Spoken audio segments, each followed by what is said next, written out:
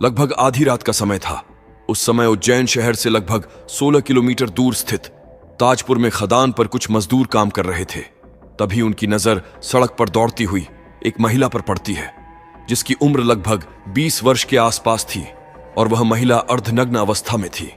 इतनी रात को उस महिला को अर्धनग्न अवस्था में भागता हुआ देखकर वह सभी चौंक गए। वह सभी कुछ करते उससे पहले उस भागती हुई महिला की नजर जब उन लोगों पर पड़ी तो वह मदद की आस लिए तुरंत उनके पास पहुंची। उस खदान पर काम कर रहे उन मजदूरों ने उस महिला को एक कंबल दिया जिससे कि वह अपने शरीर को ढक सके। जब उन लोगों ने उसकी इस हालात के बारे में पूछा कि तुम्हारी यह हालत किसने की या फिर क्या हुआ तुम्हारे साथ, तब उस महिला ने अपने साथ हुई सारी घटना के बारे में उन लोगों को बताया। उस महिला की आप बीती सुनकर वह सभी हैरान रह गए और उन लोगों ने पुलिस को फोन किया। फोन करने के कुछ समय पश्चात थाना प्रभारी रविंद्र कटारे महिला पुलिस के साथ मौके पर पहुंचे और उस महिला को थाने लाया गया। साथियों, स्वागत है आपका इनसाइड डू क्राइम में।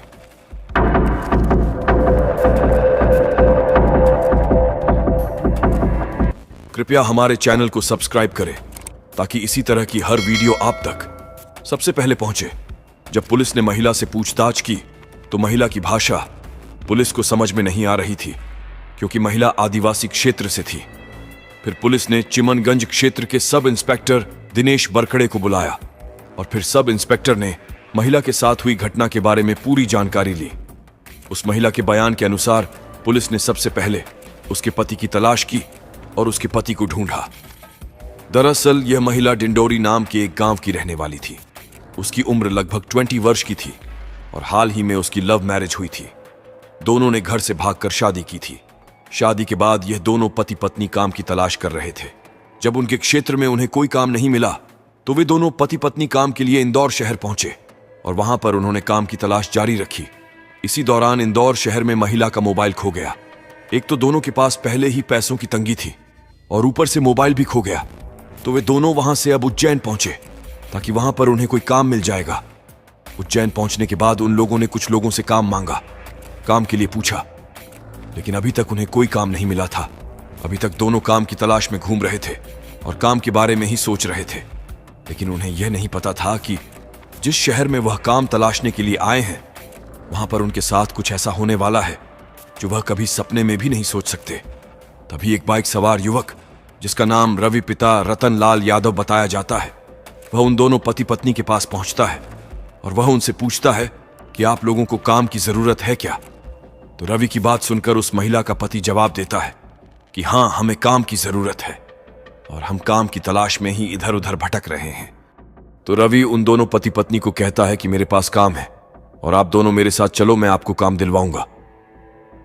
शाम का समय हो गया था, इसलिए वह दोनों बिना सोचे समझे रवि की बाइक पर बैठ गए और रवि के साथ चल दिए।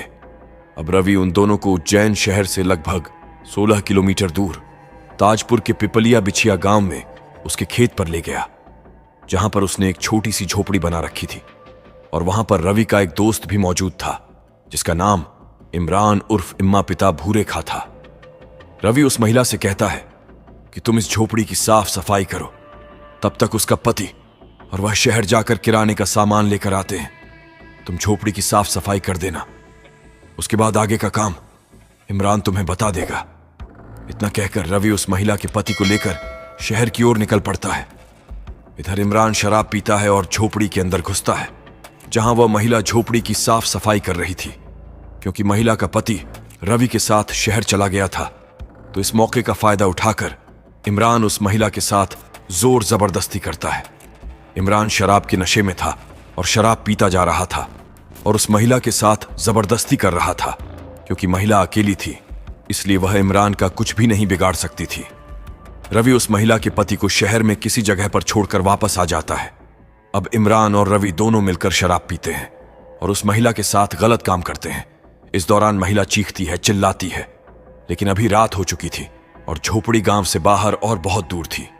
जब वे दोनों उस महिला के साथ गलत काम कर रहे थे, तब वह महिला चिल्ला रही थी, चीख रही थी, लेकिन उन दोनों को बिल्कुल भी दया नहीं आ रही थी और वे दोनों बस शराब के नशे में उस महिला को नोच रहे थे। जब उन दोनों ने इस महिला के साथ गलत काम कर लिया, तो अब वह दोनों बात करने लगे कि अब इस महिला का क्या करना है, क्योंकि अगर इसे ऐसे ही छोड़ दिया तो यह पुलिस के पास जाएगी और हम फंस जाएंगे। इसलिए उन दोनों ने उस महिला को मारने का फैसला किया। उनकी यह बात सुनकर महिला घबरा गई और झोपड़ी के पीछे की तरफ एक छोटी सी खिड़की बना रखी थी, जिसे कूदकर वह महिला भाग निकली। उन दोनों ने महिला का पीछा किया, लेकिन महिला को पकड़ने में दोनों नाकाम रहे। वह 20 वर्षीय महिला लगभग 1.5 किलोमीटर तक अर्धनग्न अवस्था में भागती रही। भागते भागते उस महिला की नजर एक खदान पर पड़ी, जहां पर उसे कुछ मजदूर दिखे जो वहां पर काम कर रहे थे। वह महिला मदद की आशा लिए हुए उन लोगों के पास पहुंची। उन लोगों ने महिला को एक कंबल दिया जिससे कि वह अपना शरीर ढक सके और पुलिस को फोन किया। पुलिस ने मौके पर पहुंचकर महिला के साथ पूछताछ की और महिला को थाने ले गए। महिला के बयान के अनुसार सबसे पहले पुलिस ने महिला के पति को ढूंढा और जब महिला का पति मिल गया तो उसकी मदद लेकर पुलिस की टीम घटना वाले इलाके में आरोपियों को ढूंढने के लिए निकल गई। रात को कई सीसीटीवी देखने के बाद और करीब 19 लोगों को जगाने के बाद बड़ी मुश्किल से पुलिस ने आरोपियों को ढूंढ लिया। पुलिस को सामने देखकर आरोपी रवि और इमरान दोनों घबरा गए। अब उन्हें पता चल चुका था कि अब उनकी सारी साजिश फेल हो गई है और अब वो पुलिस से नहीं बच सकते। इसलिए वे दोनों पुलिस के सामने से ही भाग निकले। पुलिस ने उन लोगों का पीछा किया। वे दोनों आगे आगे भाग रहे थे और पुलिस उनके पीछे पीछे थी। पुलिस के आगे भागते भागते आरोपी इमरान और रवि रास्ते में गिर गए, जिनसे उन दोनों के एक एक पैर टूट गए और काफी ज्यादा चोट आई। घायल होने के बाद उन दोनों आरोपियों को पुलिस ने दबोच लिया और उन्हें अस्पताल ले जाया गया। उन दोनों आरोपियों के ऊपर सरकार के द्वारा कड़ी कार्रवाई की गई, जिसमें आरोपी इमरान का घर बुलडोजर से तोड़वा दिया गया और उसके खेत पर बनी झोपड़ी को भी तोड़ दिया। आरोपी रवि के घर को भी जल्द ही बुलडोजर के द्वारा गिरवा दिया जाएगा, क्योंकि उस पर अभी कार्रवाई चल रही है। पुलिस ने रवि और इमरान के अलावा 2 लोगों को और गिरफ्तार किया, जिन लोगों ने रवि और इमरान की भागने में मदद की थी। साथियों, मध्य प्रदेश में इस तरह की घटनाएं थमने का नाम ही नहीं ले रही है। उन आरोपियों को क्या सजा मिलनी चाहिए? साथियों, आप कमेंट में अपनी राय जरूर बताइए और इसी तरह की वीडियो और देखने के लिए चैनल को सब्सक्राइब भी कर लीजिए। आज के लिए बस इतना ही। धन्यवाद।